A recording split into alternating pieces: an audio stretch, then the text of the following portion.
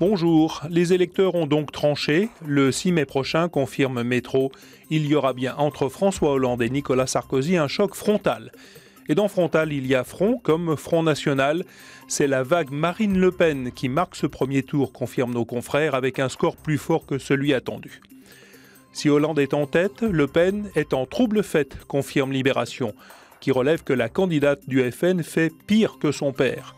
Le sociologue Sylvain Crépon en donne une explication. La présidente du FN a réussi à dire que son parti n'était plus sulfureux. Et pour Nicolas Demorand, ce premier tour a donc un air de 21 avril. Pas aussi tragique qu'il y a 10 ans, mais tout aussi inquiétant, sinon plus.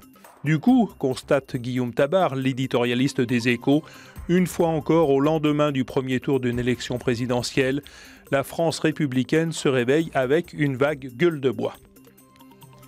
Cette surprise Le Pen, comme titre Le Parisien, contraste en page intérieure avec la déception Mélenchon, la déroute d'Eva Joly et ce que nos confrères du Parisien considèrent être la campagne de trop pour François Bayrou.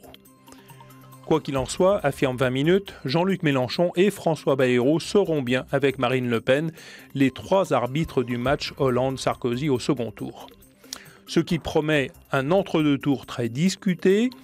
À en croire la une de La Croix, Dominique Quignot redoute en effet que les stratégies de séduction contraignent les deux candidats à des radicalisations, des surenchères ou des alliances paralysantes.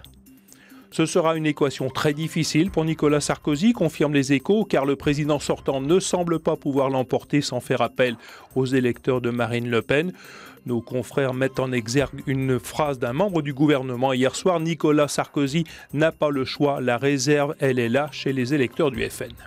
Le Figaro a bien conscience que cette percée de Marine Le Pen relance le second tour et rend la victoire tout à fait jouable pour Nicolas Sarkozy, qui devra s'adresser à l'électorat FN sans négocier, insistent nos confrères. Marine Le Pen va donc bien peser sur le second tour.